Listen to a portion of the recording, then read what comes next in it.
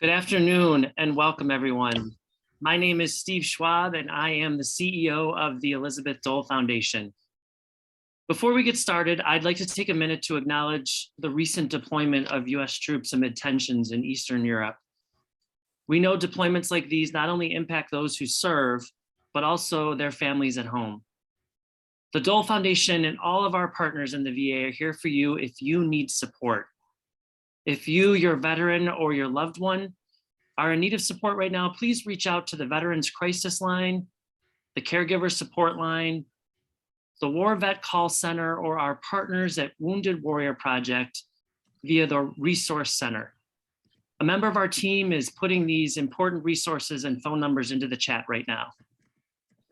It's hard to believe that it's been almost 2 years since we partnered with the Department of Veterans Affairs and Philips to bring the first in a series of virtual webinars specifically for caregivers, veterans, and their families during the pandemic. Since then, tens of thousands of you have turned in to view these information and utilize the resources provided by the Spotlight series. Topics including telehealth access, mindfulness techniques, managing stress, the VA's COVID-19 vaccination plans, and rural access to healthcare.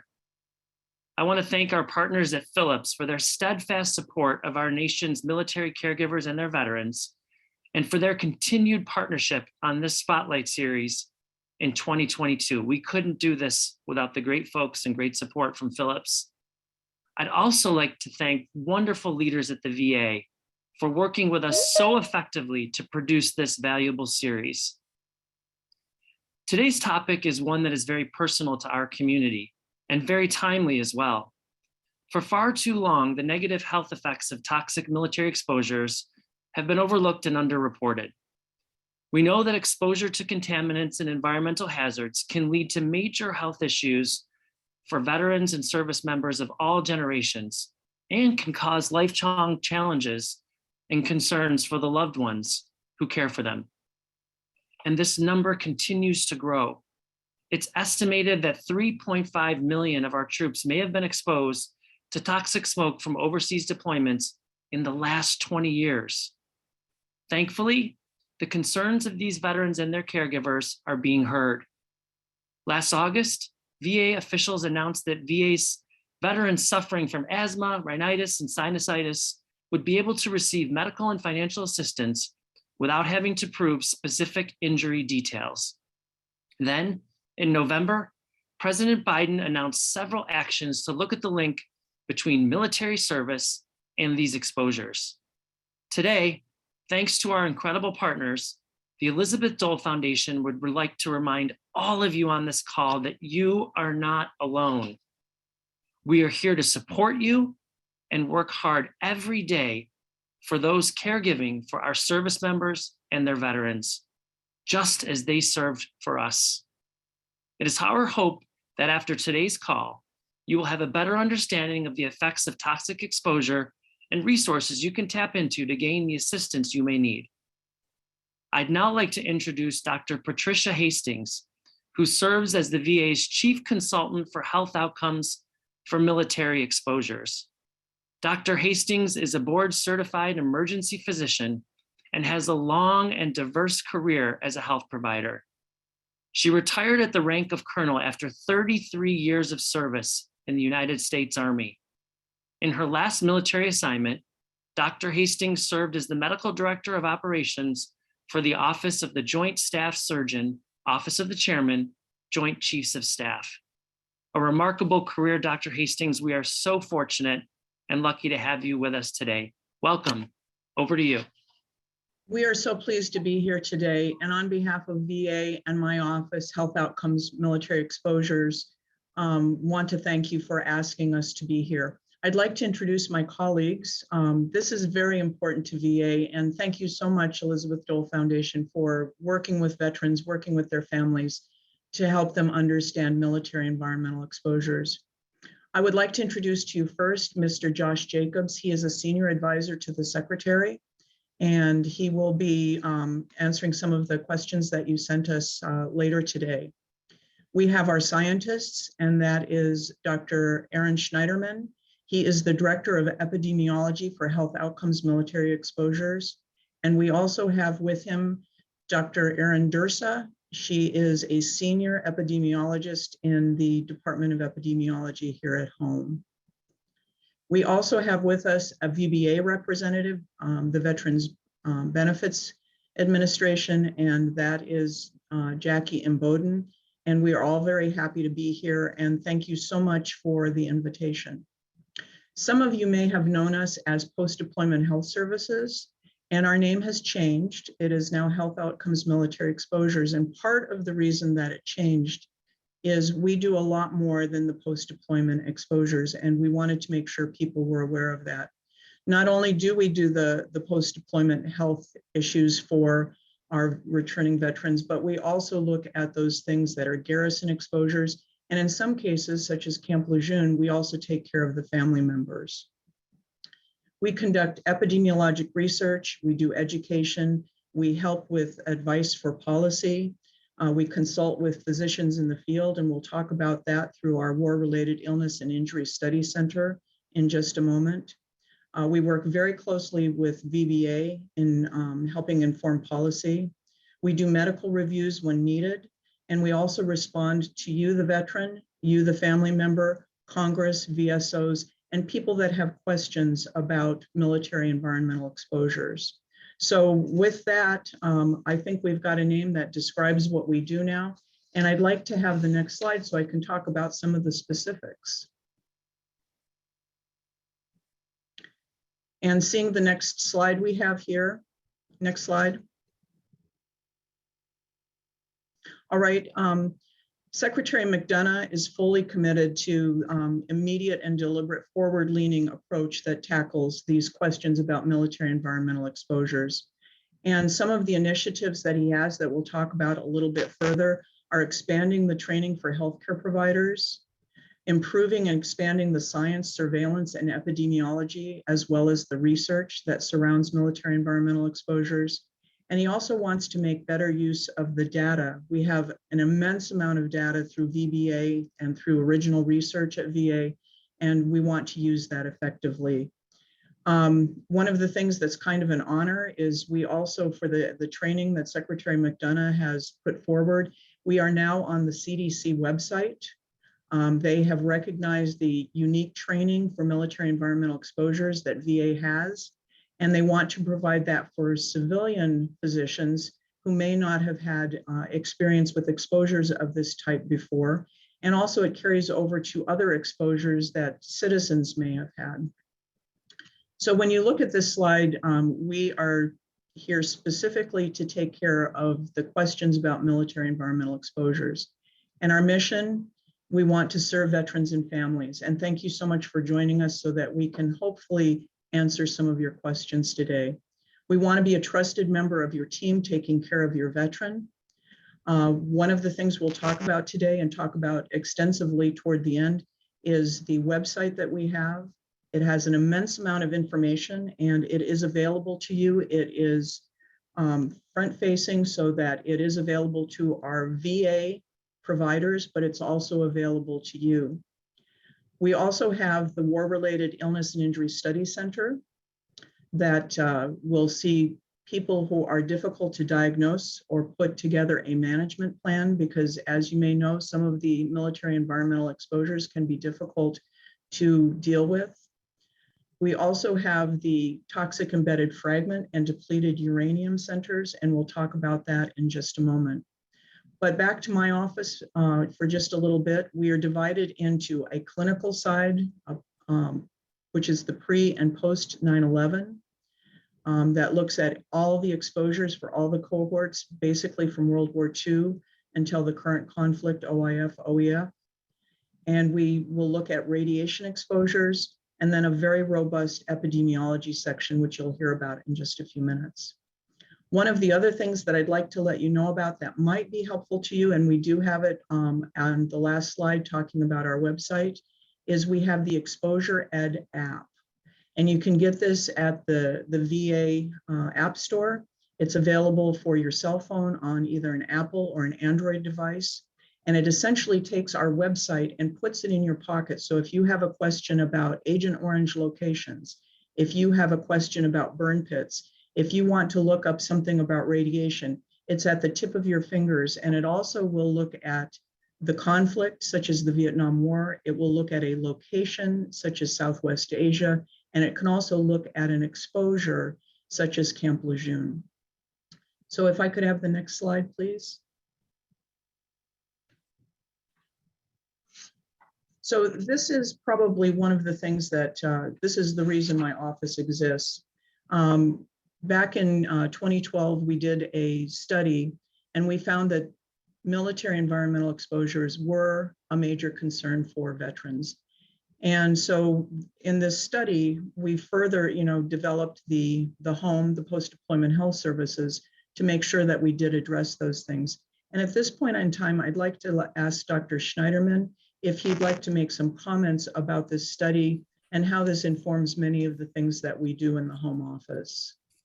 Sure, thank you, Dr. Hastings. So this slide does reflect interviews with clinical patients who had come to the risk.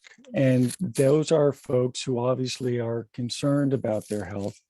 And in that group, 1 in 3 reported that they had a definite or probable exposure to an environmental hazard. And about 1/4, 1 in 4, report persistent major health concerns due to deployment exposures. So this is a special group of folks who are already seeking medical care.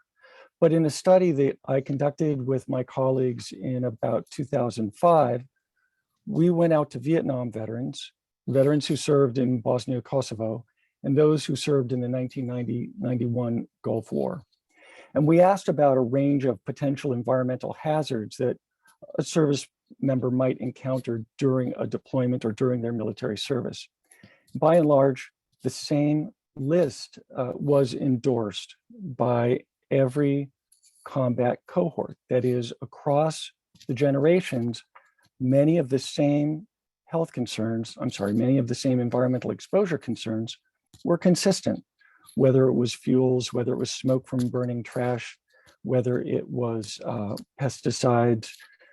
The one thing that is unique is that in every conflict cohort, there is usually one thing that stands out as most important or most significant as an exposure concern.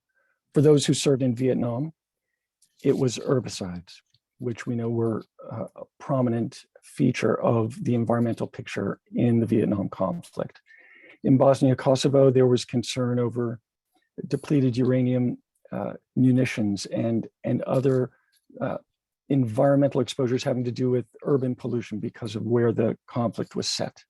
And in the Gulf War, there was a whole range of potential exposures, including the smoke from oil well fires and pesticides and chemical weaponry. Thank you, Dr. Hastings.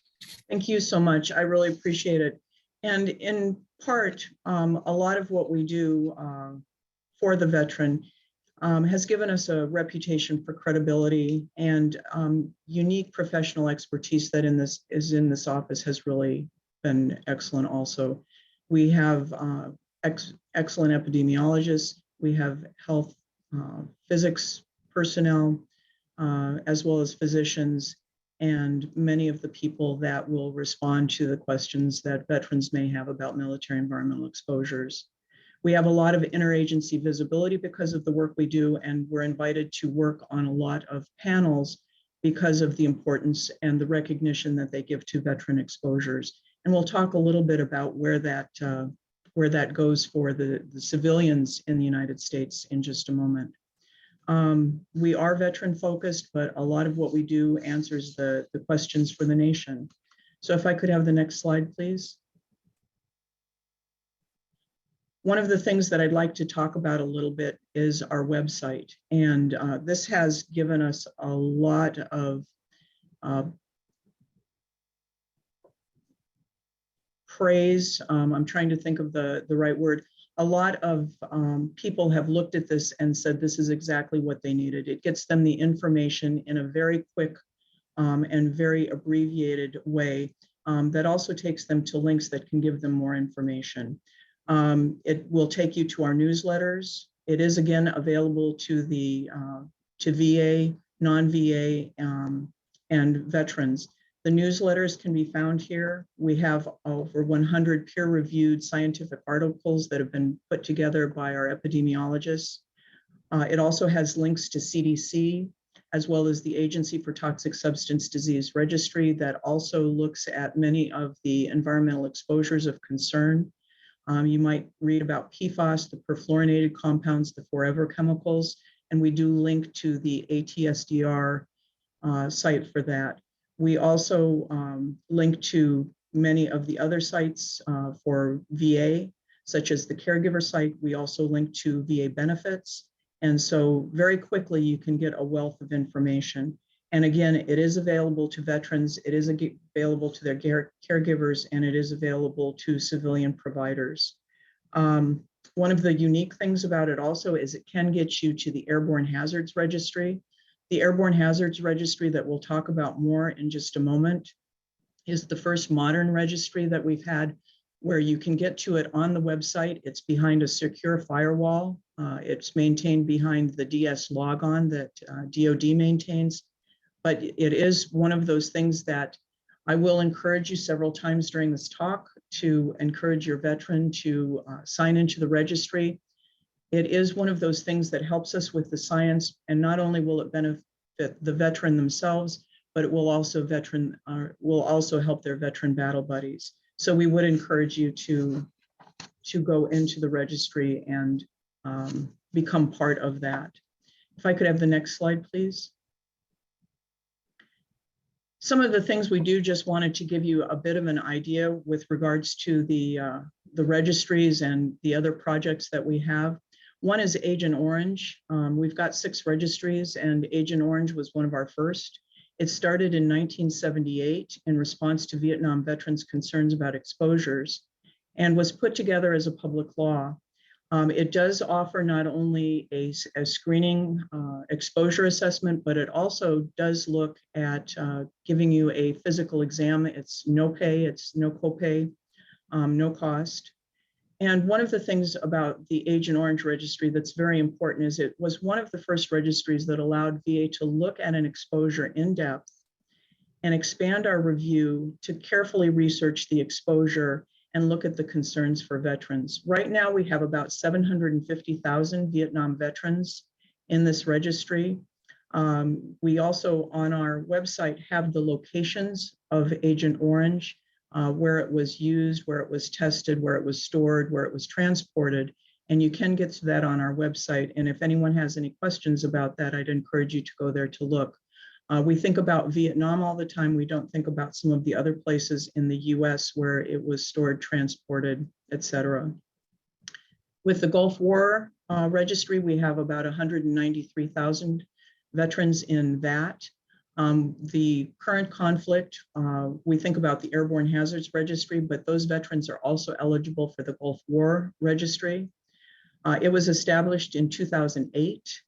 And it was established so we could look very closely at Gulf War illness, which we'll talk about in just a moment a little bit more in depth. Ionizing radiation for those atomic veterans who were around testing sites or involved in some of the underground or Pacific Island detonations. We have the Ionizing Radiation Registry. We'll talk further about the Airborne Hazards and Open Burn Pit Registry. But I'd like to mention 2 registries people don't know much about. The Toxic Embedded Fragments Registry, and this was one where people were very forward-looking in the VA, and in the early 2000s put together this registry for those people with shrapnel and embedded fragments. And it allows us to look at what the consequences are of the new weapons, in this case, the IEDs, and how people would respond to these weapons of war and the effects afterwards. It lets us monitor people in case the fragments are unable to be removed or are not removed, and lets us monitor their status as time goes on and give advice for their clinical care. One of the very interesting things about this, one of our physicians that works up at the Toxic Embedded Fragment location is often consulted by the FDA. And this is because they have questions about metals that are in hip replacements, joint replacements, knee replacements. And they ask her as a world-class expert because of her experience that she's gotten at the VA as to metals in joint replacements. Depleted uranium is another one that people don't know much about, but VA has probably more information, more understanding of depleted uranium than just about any other entity, because we've been working with it since the Manhattan Project. And right now it's topical because of the Karshi-Khanabad veterans who have concerns about depleted uranium because of a missile that exploded there in 1993. And so we've done tests on those veterans that have come forward asking for a depleted uranium test. And of the ones that have currently been done, we have almost 100. None of them are positive for the isotopic signature. So it's really great that we have that center, and it is in Baltimore. They do follow about 84 veterans who have had an embedded fragment of DU, and they follow them every 2 years to see how they are doing. And interestingly enough, the ones that have a little bit of an isotopic signature for DU actually have better pulmonary function than many of their colleagues. But moving away from the registries, we want to move into the individual longitudinal exposure record. I think some of you may have heard of it.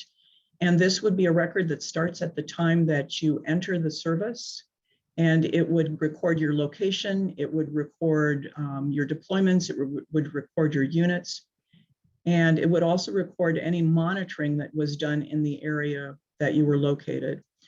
So a very powerful tool that pulls information from many of the DoD platforms and will make it easier for veterans to document their exposures, easier for clinicians to do exposure assessments, easier for the epidemiologists to do research, and much easier for the claims people to get the information they need to make a quick and accurate decision about a claim. Some of the things we have going on currently, we have looking at the Gulf War illness definition. And if I could ask Dr. Dursa, can you talk a little bit about the work that you're doing to find a definition? Because even after 30 years and a lot of research by other entities such as National Academy, we still are trying to find that elusive case definition. Can you talk a little bit about what you're doing? Of course. So the signature injury of the Gulf War is Gulf War illness, and that is a symptom-based condition that affects about anywhere from 30 to 50% of Gulf War veterans, depending on the veterans that you're sampling. And so basically very soon after the 1990-1991 Gulf War, veterans and service members were experiencing a lot of symptoms: fatigue, pain, GI issues, cognitive issues, headaches, just all sorts of symptoms that affected all different parts of the body. And there were lots of different exposures that occurred in the Gulf War. There were pesticides, there were chemical weapons, there were oil well fires. You know, there were just a lot of different things that these veterans were exposed to. And so when they came home, this was what a lot of the research was looking at. And there has not been a single case definition that has been accepted or validated for this population. You know, and a lot of that has to do with the fact that the conditions are symptom-based. We haven't been able to find a biomarker or a diagnostic test. You know, we can't draw blood, or we can't do a brain scan or a body scan or any sort of diagnostic test that will determine a case. So we've relied on a lot of surveys that, you know, asked veterans about their symptoms and when they started to experience them and for how long they have experienced them. But the issue with these surveys is they were asking veterans after the event. And so we didn't have a lot of complete data on baseline medical history characteristics about, you know, how long they were deployed, where they were deployed to. So what we've been able to do is access DoD medical records going back to, you know, the 80s. We have accession data on our Gulf War veterans. And so what we've done is we've merged multiple different data sets that include DoD data, VA data, electronic medical records data, VBA data.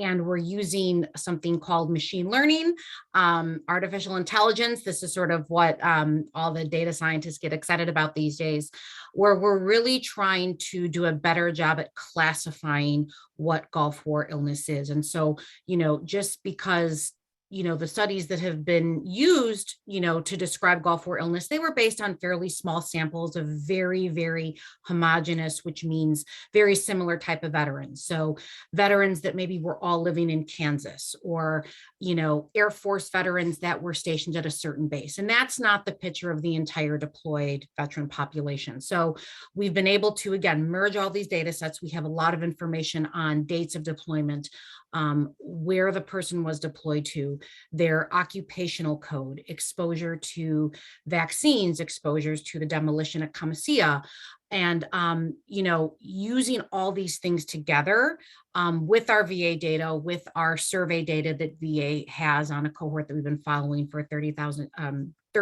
veterans we've been following for over 25 years now, to really get a more precise definition of Gulf War illness, in the hopes that we can better case find among veterans that are coming into VA for healthcare, so that we can do more research and we know who the best candidates for research are. And so that is a project that I'm working on and very, very excited to do. Thank you. Thank you so much. And it is one of those things, Dr. Durst is extremely excited about this because it really is one of the biggest things to get an answer for Gulf War veterans that's ever been done. And it's been 30 years. We've had National Academy look at it. We've had many different groups look at it. And the deep dive and what Dr. Dursa is doing with these records is amazing. And we really hope that we can put an answer together to help veterans and help their caregivers. The Airborne Hazards Burn Pit Registry, we'll talk about that in detail in just a moment. We have a lot of research, surveillance, epidemiology, and Dr. Schneiderman will be talking about that specifically in just a moment. Karshi-Khanabad is a unique set of exposures in Uzbekistan. Early in the war, it was a Soviet air base that had been used by us early in the war with Afghanistan. The concern with depleted uranium, the concern with some of the volatile organics, oils and solvents. So we talked a little bit about the depleted uranium testing that we can do. And again, no one so far has the isotopic signature for depleted uranium, which is excellent. We work with the garrison concerns with Camp Lejeune. And this was initially a Navy and an Agency for Toxic Substance Disease Registry project. But when legislation was put together, we were at the table. We helped write that legislation, and it was historic in putting together a method of taking care of the family members of those veterans who were stationed at Camp Lejeune, and really important work that was done there. We also are now working with the perfluorinated compounds, the forever chemicals, the things that we have concerns for in the water, and hope to have answers. And we're working very closely with the White House, with EPA, et cetera. And then other concerns that come up, they may be the liver flukes that we had a concern about for a while, a couple of years ago, and found that that was not an issue for the Vietnam veterans. We've looked at the anti-malarials. So if there is something that is of concern to veterans, we will get on it and make sure we get answers as quickly as possible. Next slide. So in looking at this, wanted to talk just a little bit more about the Burn Pit Registry, because this is one of the ones that I'd really ask you, if you have a veteran who served in the first Gulf War or in the current conflict, to go to the Airborne Hazards Registry. You can see the website there, and enter the registry and consider getting the free exam to see exactly what your status is, if you have problems or not. And even if you don't have problems, that's important for us to know too. And this puts together the science, it puts together some very unique aspects of research. You can see the dust clouds there in the lower left-hand corner. And we have a study that is funded by VA right now, looking at satellite imagery to see if that can help us determine where there may be injury or problems with exposure for our veterans that are deployed. We also look at the particulate matter with regards to the nation they were in during the time they were in and the monitoring that was done by the DoD. As you can see in the little cartoon picture up there, that is a hair, and it shows you the size of the particles that may be breathed in. And again, we worry about burn pits, but burn pits were by and large replaced by incinerators in about 2010. What really seems to be more of a problem is the particulate matter, and so we are looking at that extremely closely. But again, think about entering the burn pit registry. If you need help with how to do that, you can get help from the environmental health coordinators that are located at each VA medical center. And on our website under E, we have a list of the environmental coordinators. Next slide, please. So Dr. Schneiderman, I see your slide is up. Great, thank you very much for the opportunity to address the foundation and the folks who are listening to the presentation online. I want to address what epidemiology is and why that's important for us when we study the effects of deployment or the effects of military service with regard to later health outcomes. So epidemiology is the study of the occurrence and distribution of health-related states or events in populations, and the application of this knowledge to control health problems.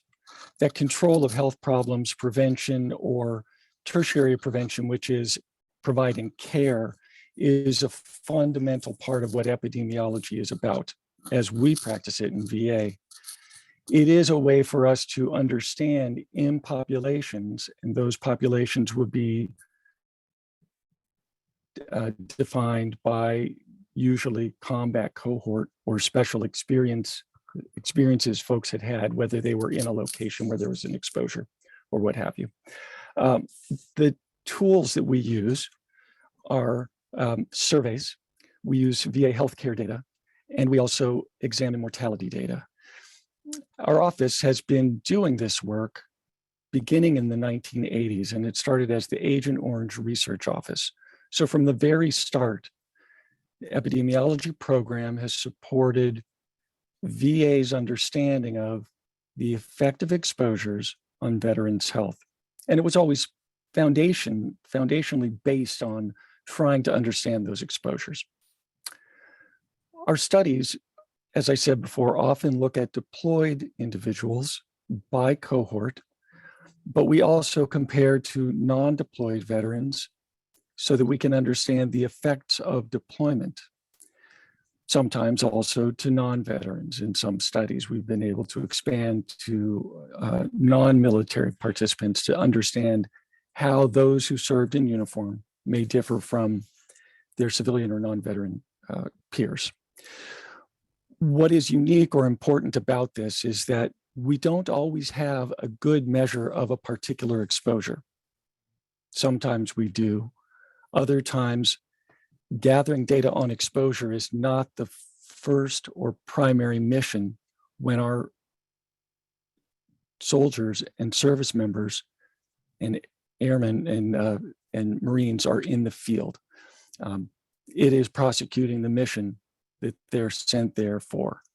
But we do our best, and I believe that we have over time enhanced our ability to capture exposure data. DoD has worked hard to give us that type of data so that we can, in fact, ask questions with greater precision about how exposure might have affected health. We have active studies now on veteran cohorts who've served in Vietnam, the 1990-91 Gulf War, Operations Desert Shield and Desert Storm, and those who have served in the post 9/11 era. I said above that we have worked with mortality data, and in fact, we have now the largest underway. We have now underway the largest mortality study in Vietnam era veterans ever. We have captured the entire population, which prior to this time had not been possible. And it's not that we're looking for people to die, but we're looking to understand what we can about the experience of everyone who served in uniform. And this is just another tool of public health to try to get those answers. Questions about those who served in Vietnam have long concerned veterans advocates, Congress, VA, and most importantly, survivors. And we hope to get answers through this study about that. Dr. Dursa spoke a few minutes ago about her machine learning project, which is seeking to refine a case definition for Gulf War illness. But I'd like Dr. Dursa to talk for a moment about the cohort study we've done with 1990 to 91 Gulf War veterans.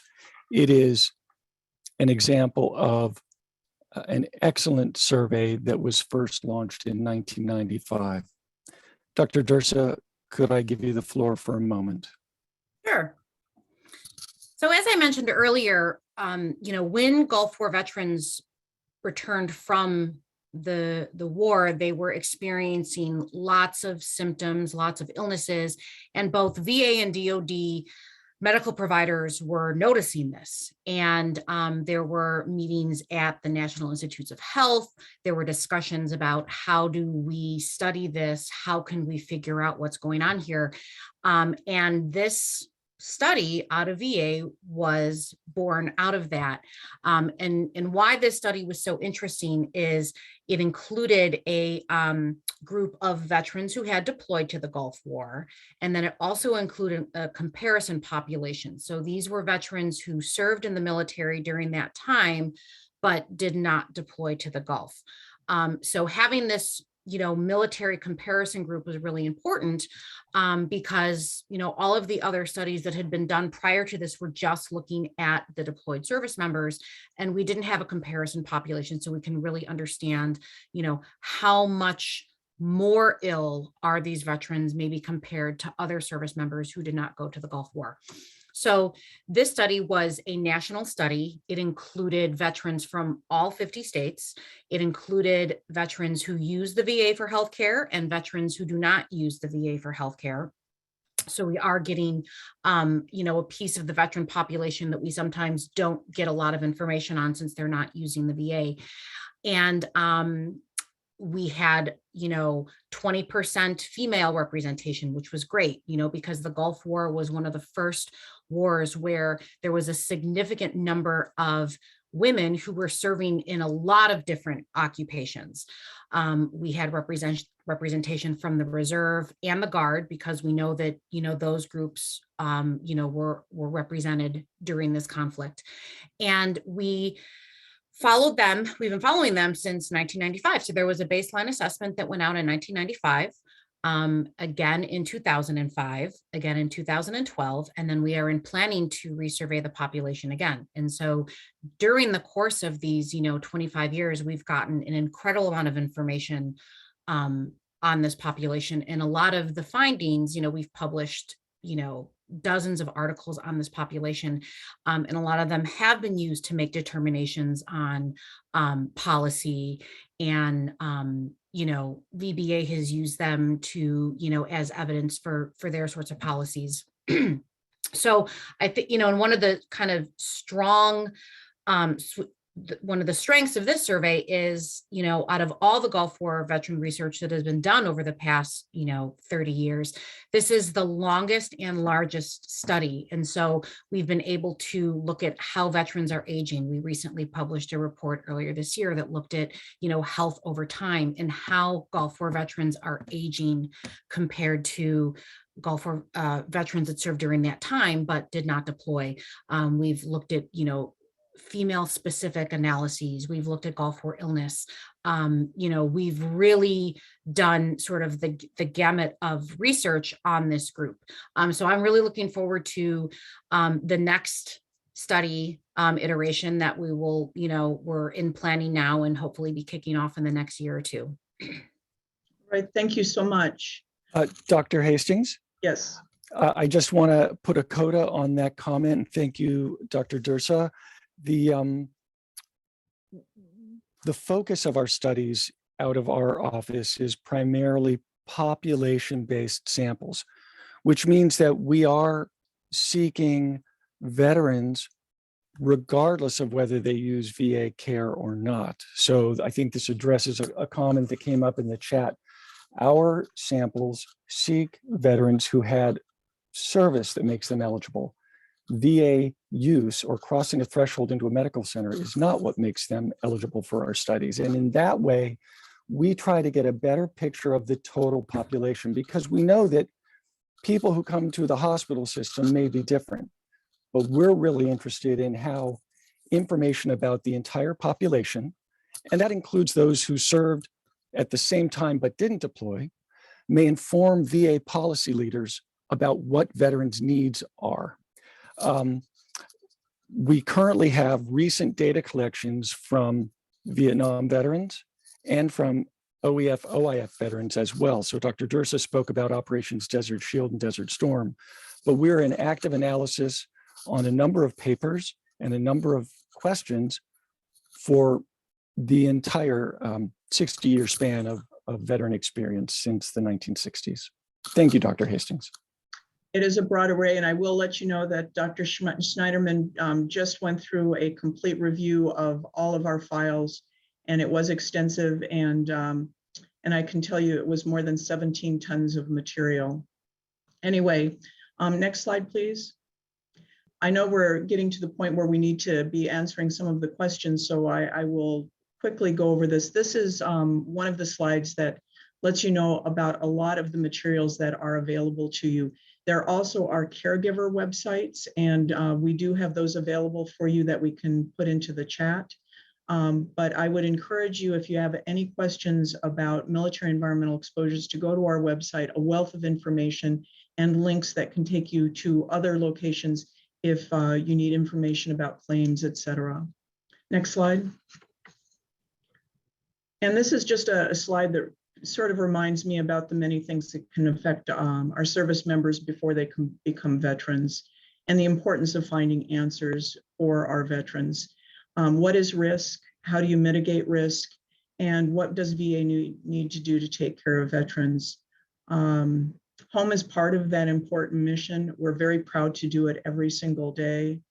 And as President Lincoln said in that center there in his second inaugural address, where VA exists to care for him who have borne the battle and for his widow and orphan. And if you recall, the opening statement of that paragraph was, with malice toward none, with charity for all, with firmness in the right, as God sees us to see the right, let us strive to finish the work we are in. And VA does strive to finish the work we are in, and that is taking care of our veterans, their families, and we're honored to do it. If I could have the last slide, please. And this is just to say thank you again to the Elizabeth Dole Foundation. You do amazing work. We're very proud to affiliate with you.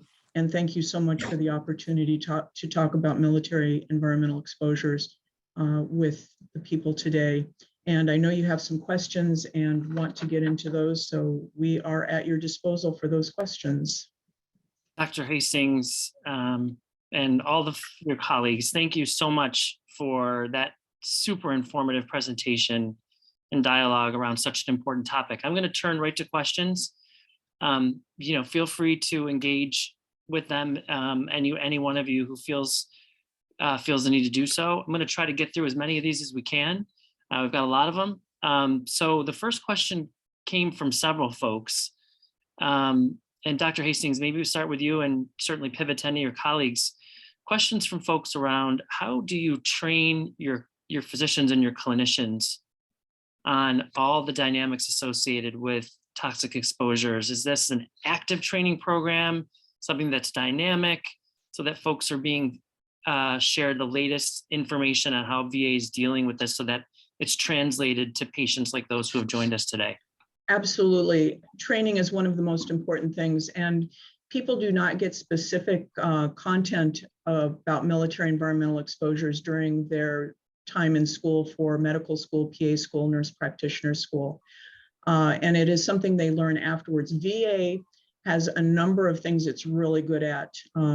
Unfortunately, we're really good at. We're good at head injuries. We're good at PTSD. We're good at amputations. We're good at trauma care.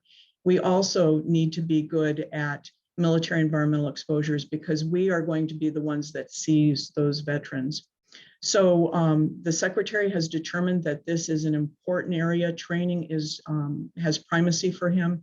He has mandated that all providers will have 1 hour of training in exposure assessment. And he has also asked us to work with the American College of Preventive Medicine, and they are taking VA training and putting it into a module which will be available for civilian as well as VA physicians. And it is one of those things that will be very well done. Trained across the nation with recognition by one of the important colleges of specialty care. And we're very proud to be able to do that. And the support for the secretary has been incredible. We also have the Exposure Ed app that I talked to you about because we have a lot of medical students, nursing students, residents, interns that rotate through. We want them to know something about this too. And we encourage them to put the Exposure Ed app on their phone so that they can talk with veterans about exposures or ask their attendings, their teachers, about them when they have questions. And this is available for free download. And if anyone has questions about it, I'd encourage them to look at it and decide if they want to put it on their phone. And I will say I have it on my phone and it is very helpful. Dr. Hastings, you are a remarkable public servant. I want to focus in on something you just said and point it out to the community because I think it's important. You rightly pointed out that VA has become good and great in many ways on serving and supporting veterans in so many areas critical to their health. And you acknowledge that you want to be good, you want to be better in the toxic exposure front. And I want to acknowledge the fact that you all have come here and the work that you're doing to make VA better and more effective at supporting the population that we know is really passionate about this subject. You can see that in the chat today. And I want to point out that the comment that you made and the leadership that you provide at VA, the transcendent leadership that you provide at VA with the secretary, because I do think this administration is leaning in very important ways on this topic. So thank you. Thank you for that comment. We have a question from some caregivers. If we can turn to caregivers for a second. Folks are new to caregiving are asking, they're less familiar with the process, they're less familiar with the exposures. What are some of the signs and symptoms that they should be looking for in their veteran? And how might they determine what's caused some of the veterans' sudden onset of conditions, whether they're toxic exposures related or not? Are there signs or symptoms that they can be looking for? Well, many of the signs and symptoms of military environmental exposures can be confused with other things in life, with the aging process, and it may be the aging process. They can be confused with a variety of things. And so the first thing I would do is go to our website, look at it, see the information that's there. If you have questions, you can get a registry exam. If it's something that's respiratory and you had deployed to Southwest Asia, absolutely go there. Look at our website, then talk with your provider about your concerns. And your provider can many times get you the information that you need or explore further with an environmental assessment, whether the environment, the military environmental exposures had something to do with this problem that you're having, this medical condition, or whether it's something else. And I would note that if you have asthma, which is related to burn pit exposure or particulate matter, the treatment for that would be the same as asthma treatment for someone that had it in childhood, for someone that got it as an adult. So long story short, look at the symptoms, go to our website, talk to your provider, and then put together a care plan with your provider to take care of that. And your care provider can give you information as to whether or not it may be related to a military environmental exposure. And if it is, if military service has never negatively impacted a veteran, VA encourages them to turn in a claim. Great, thank you so much. Super valuable information. Lots of questions around how specific conditions are classified as tied to toxic exposures. And you touched on this a little bit previously, but can you explain to folks who've joined us how something is approved to be an illness associated with this group, or more specifically, how the VA identifies and treats illnesses for veterans affected by hazards like radiation? Sure. I'm actually going to ask Dr. Schneiderman to talk a little bit about how we look at exposures so that we can help inform policy. And then Jackie Bowden is on, and she is from VBA and may be able to add some comments. We work very closely with VBA with regards to the science and the policy decisions. So Dr. Schneiderman, if I could ask you to talk a little bit about how we look at exposures to help inform those policy decisions. Sure. So I'll take a look at this. I think one of the things that we rely on at VA was first codified by the Agent Orange Act of 1991, and that is that we relied on the Institute of Medicine, now commonly referred to as the National Academies of Science, Engineering, and Medicine.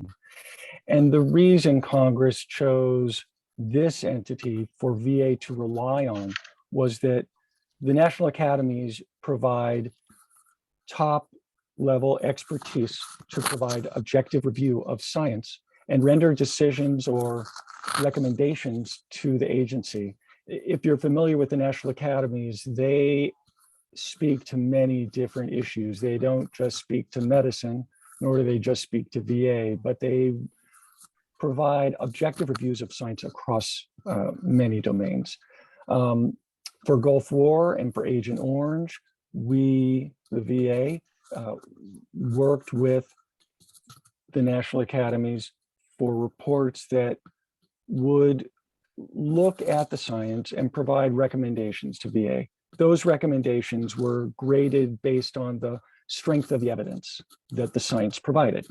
And that information was brought into a review process where that objective review plus additional review of newer science that may have developed after the IOM or National Academy reviews would guide VA in making determinations which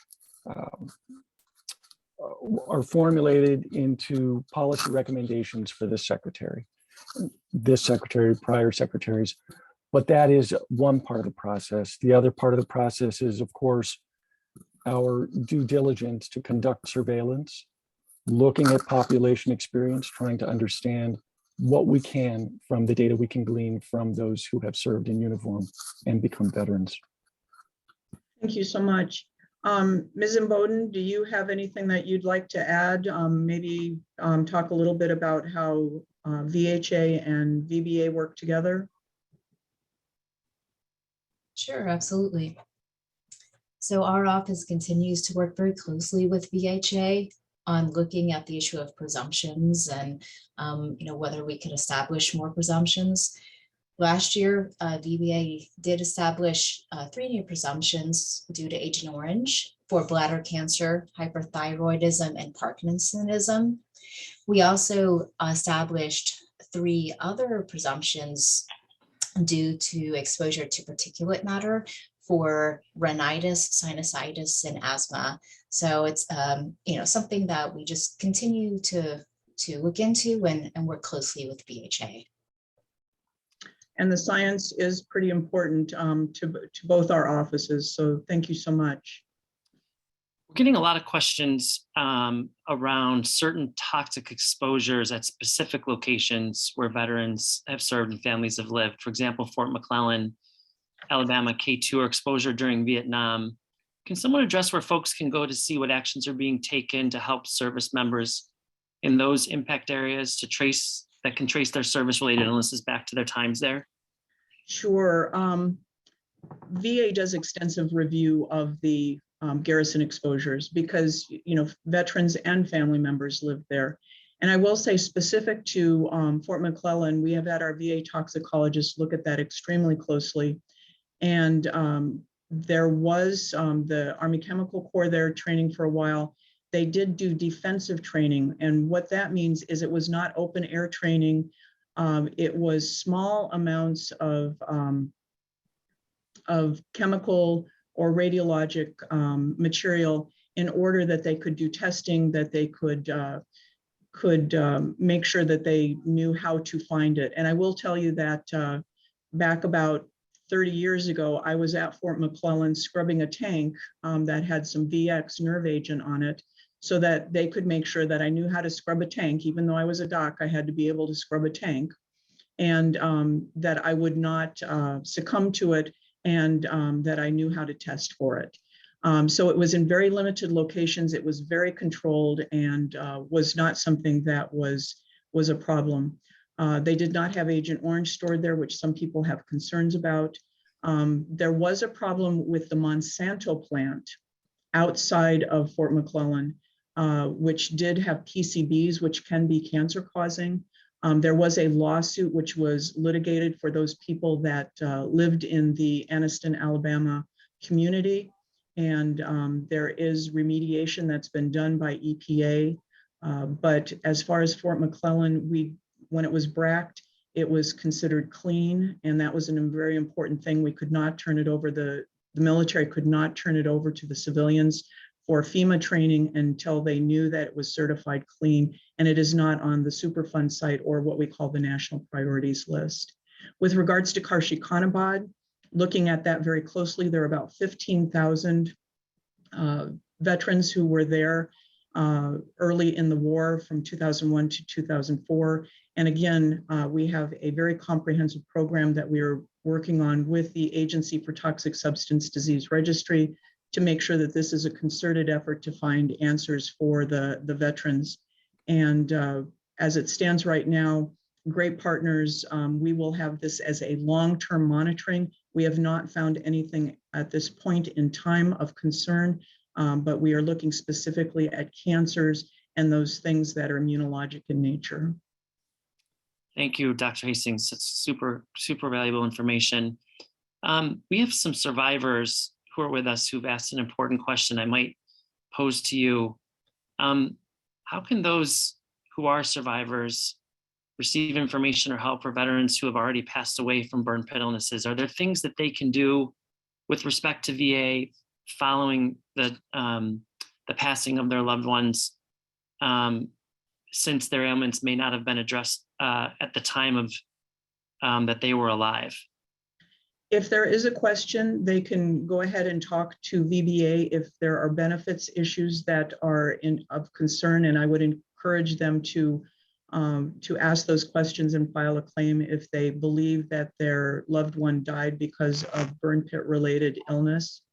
I will note that some people are concerned that we don't know that their loved one has passed away, but we do use the National Death Index to match against the registry so that we can look to see if there is increased mortality in the burn pit group. And that is something that, of course, we will follow into the future.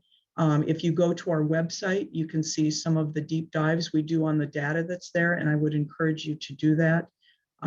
But as far as asking what survivors can do, if they believe that their loved one has died because of a military-related illness, I would go ahead and talk to one of the VBA claims officers and see about putting in a claim. Thank you so much. Last question. I think an important one as we conclude a really valuable webinar today. Can you speak to what is being done to prevent history from repeating itself so that our next generation of soldiers aren't harmed or impacted in this way? Is there active research, for instance, into exposures for veterans taking place? I think we've heard from Dr. Schneiderman that there is, and are veterans being told if they are in fact being used for research? Yes, as far as when you come in to get a registry exam, you get a Privacy Act statement that says that this will be going into the registry and that we may use it. But I want to assure everyone that this registry is protected like it is Fort Knox by Dr. Schneiderman. And you cannot get into that without an approved institutional review board protocol, and all the information is de-identified so that we would not be able to get it back to a particular veteran. But absolutely, we take the protection of veterans' information extremely seriously. And when I somewhat jokingly referred to Dr. Schneiderman going through our 17 tons of material that have accumulated over the last 60 years, I will tell you that every single thing that was determined to have been published and no longer needed the original scantrons, data sheets, whatever, those were shredded and put into burn boxes so that no one could get that information, even though it was already de-identified. I'd just like to ask if anyone would has any closing comments or closing thoughts as we conclude the webinar. Dr. Hastings, anything that Sure. you didn't cover? I would just ask Mr. Jacobs if he could to talk a little bit about some of the concerns, some of the thoughts he has in regards to the military environmental exposures and the work that's being done from VA to just send that message out to your constituents here with the Elizabeth Dole Foundation. Yeah, thanks very much, Dr. Hastings, and thank you, Steve, for pulling this together. I think we recognize that VA has struggled for many decades to address the toxic legacies associated with military exposure, and it goes back to poison gas in World War I, atomic veterans in the Cold War, Agent Orange in the Vietnam veteran generation, and the toxic exposures we're talking about with the post 9/11 generation. We are actively working to move forward and to change the way that we proactively address the kind of the long-lasting issues that are often associated with these exposures. And so as part of that effort, we heard a lot about the research, the collaboration. I think there's obviously a lot of interest, appropriately focused interest and activity to remake the process. We are internally within VA piloting a new model that will work to consider all available data, moving beyond the national academies to incorporate new and additional research in ways we haven't done before, and designing a model that's intended to help us listen to and learn from individual veteran experiences. And it's guided by one core principle, which is to get veterans the benefits that they've earned and deserve. And so as part of that effort and at the President's direction, we're using this new model to assess the potential association between exposures and constrictive bronchiolitis, certain rare lung cancers and other rare respiratory cancers. And we're working to produce answers on those conditions later this year. We're also seeking more information from veterans, more evidence from more sources, and we're ultimately trying to pursue every avenue possible to help determine when there's a potential presumptive illness. And that's only one part of the broader effort that we're taking with respect to environmental exposures. We are actively conducting more outreach, trying to make sure that more veterans understand the benefits and the services that they have earned so that they can access them. And as Dr. Hastings mentioned, working to both train up our providers as well as our contract examiners so that we improve the understanding. I think what I'm taking away from this session and the chat in particular is that we have a lot of trust that we need to restore. We're actively trying to do that, and the only way we can do that is through collaboration with you, with our VSO partners, with the veterans we serve. And so just want to thank you once again. We've clearly got more work to do. We're acting with a sense of urgency, and we're going to get on it. Josh, thank you so much. You hit the nail on the head. I might point out our friend Julie in the chat just said something really important as we end here, that this is the start of really good dialogue. And we appreciate each and every one of you for the work that you do at VA every day. We appreciate every single individual who took the time to be with us today and to share their own story, their passion on this subject, their need for support. As Josh and Dr. Hastings and all the folks at the VA has said, they're committed to getting this right. They're committing to being as good at this as they are at treating many other veteran and military family conditions. We thank you all for being here. this won't be the last time we invite these folks to work with us on this topic, and we look forward to seeing you all again soon. Thanks so much. Thank you.